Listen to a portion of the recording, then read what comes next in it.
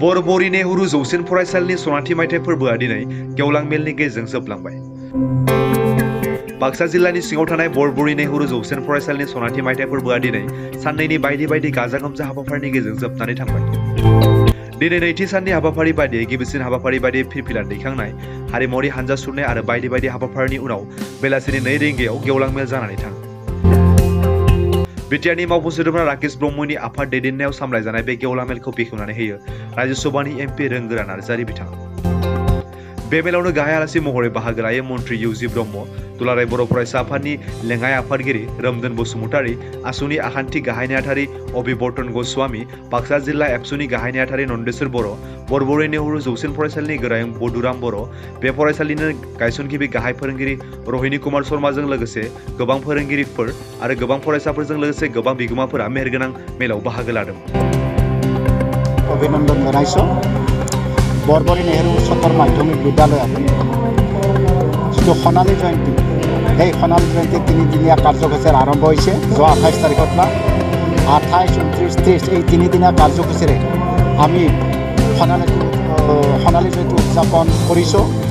ইতিমধ্যে 28, 29 দুদিন পাৰ হৈ গ'ল। যোৱাকালিৰ কথাটো কৈছোঁ, যোৱাকালি যিটো কাৰ্যক্ৰমণিকা কাৰ্য এইটো মই সফল হোৱা বুলি মই ভাবিছোঁ।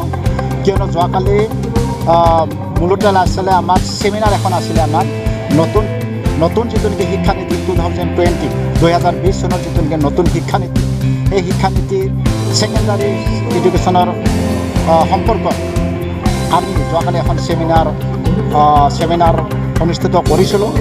আমাৰ এই ছেমিনাৰত আমাৰ সঞ্চালক হিচাপে হৈছে আহিব নোৱাৰিলে, তেখেতৰ ঠাইত আমি মুছলপুৰ ডিগ্ৰী কলেজৰ প্ৰিন্সিপাল প্ৰিয়নাথ বসুমতাৰীক আনিছোঁ। আৰু আমাৰ দুজন সমল ব্যক্তি ৰিচাৰ্চ পাৰ্চন তেওঁলোক উপস্থিত আছিলে।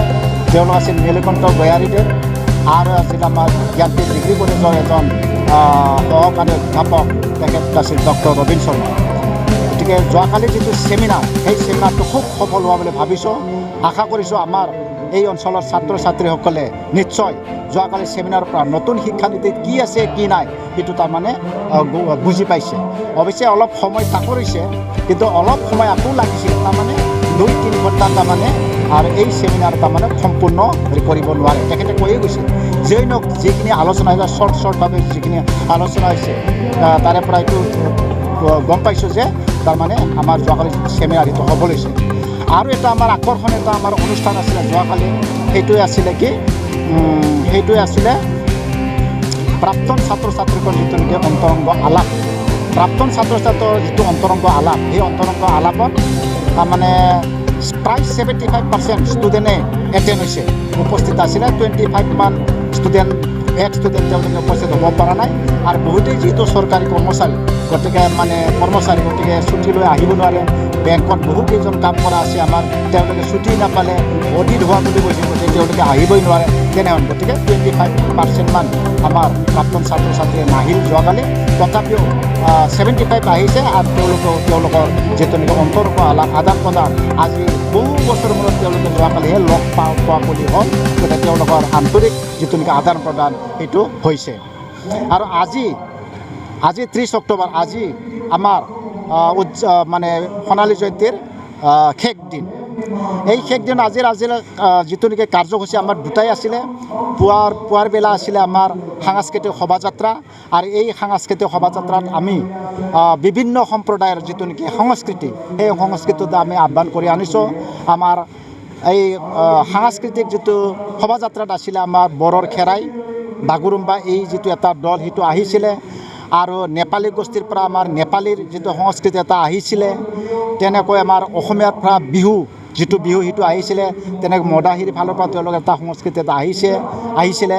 তেনেকৈ আমাৰ আৰু আমাৰ ছাত্ৰ ছাত্ৰী আৰু ৰাইজে সেই ৰেলীটোত, সেই মানে প্ৰচেছনত বা সেই শোভাযাত্ৰাত অংশগ্ৰহণ কৰিছে। খুব ধুনীয়াকৈ তাৰমানে সেই শোভাযাত্ৰাটো হৈ গৈছে। আৰু আমাৰ ছেকেণ্ড যিটো নেকি আমাৰ আজি কাৰ্যসূচী আছিলে আমাৰ মুকলি অধিৱেশন। এই মুকলি অধিৱেশনো মানে 12 বজাতে উপস্থিত হ'ব মানে অনুষ্ঠিত হ'ব লাগিছিলে।